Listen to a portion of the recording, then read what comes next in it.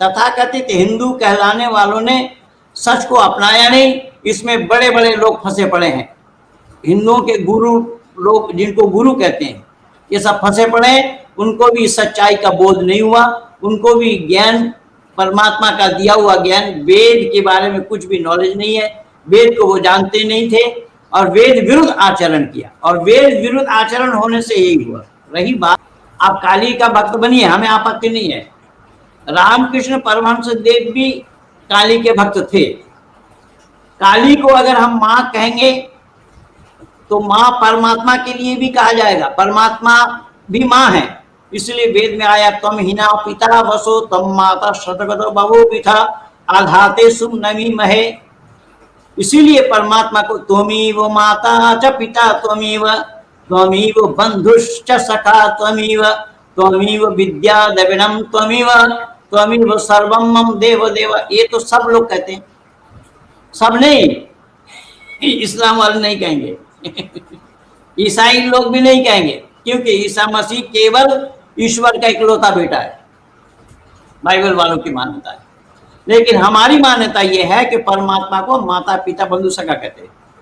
तो माता पिता बंधु सखा अगर कहते हैं हम, तो काली माँ परमात्मा है, तो परमात्मा का दर्शन करना कैसे संभव होगा? वो महिला के रूप में दर्शन देना क्यों और कैसे संभव? जो परमात्मा के लिए अचुक्रम अकायम शब्द आया है, न तस्य प्रतिमा अस्ति शब्द आया है। परमात्मा का कोई प्रतिमा नहीं, कोई छवि, कोई प्रतिमूर्ति नहीं है उसकी, तो फिर उसको महिला का रूप बना करके दिखाई देना किसी को, ये क्यों और कैसा संभव हुआ? तो रामकृष्ण परमहंस देव को, रामकृष्ण परमहंस देव के गुरु तोतापुरी जिनका नाम था, उन्होंने ये प्रमाणित कर दिया, सिद्ध कर दिया कि तुम पागल हो।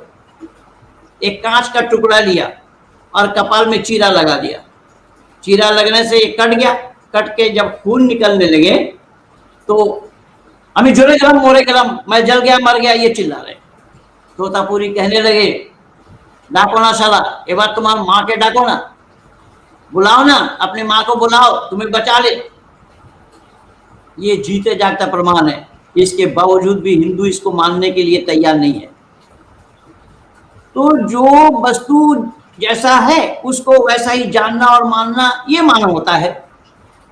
तो माँ के जैसे शक्ल में परमात्मा की शक्ल सूरत होती नहीं, तो परमात्मा को हम माँ के शक्ल में देख लें, ये संभव ही नहीं। जब अगोचर, वो तो आप खुद बोल रहे हैं, तुम हो एक अगोचर, जब वो गोचर होने वाला नहीं है। ये आरती में ही बोला जा रहा है, ओम जय जगदीश हरे वाला आरती में, जो मूर्ति के सामने में घुमा घुमा कर बजा बजा करके गाते हैं लोग, ओम जय जगदीश हरे। उस ओम जय जगदीश हरे में ये बोला जा रहा है, तुम हो एक अगोचर। जब वो अगोचर आंख से दिखाई देने वाला नहीं है, वो आंख से दिखाई देने की वस्तु नहीं है, आंख से दिखाई देने का सामान नहीं है, तो फिर वो काली जा रहे हैं, काली जा रहे हैं, क्या क्या मतलब? इसलिए सत्य को, मानव मात्र को अपना लेना चाहिए। अगर मानव सत्य को नहीं अपनाता तो मानव कहलाने के हकदार वो नहीं बनेंगे, क्योंकि सत्य के साथ मानव को जुड़ना चाहिए। इसलिए सबसे पहला सोपान वैदिक संस्कृति में यह है, सबसे पहला सोपान है अहिंसा, हिंसा न करना, और हिंसा किए बगैर मांस का पाया जाना संभव नहीं। अहिंसा के बाद फौरन आया है सत्य।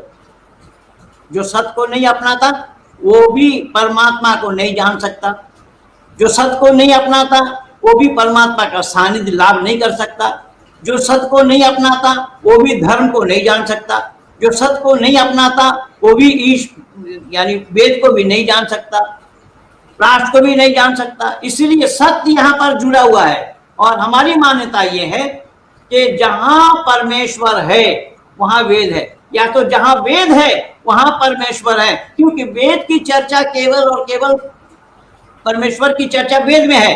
किसी और ग्रंथ से परमेश्वर का तस्वुर करना सरासर झूठ है, गलत है। और जहां आप बोलेंगे मैं प्रमाण दे दूंगा, चाहे कुरान से बोलिए, बाइबल से बोलिए, त्रिपिटक, जिंदा बिस्तर, जितने भी ग्रंथ हैं ये मजहबी ग्रंथ, सभी मजहबी किताबों से आप दिखाएं, मैं फौरन आपको प्रमाण दे दूंगा कि ईश्वर ये नहीं है। एक तो प्रमाण मैं दे चुका हूं पहले।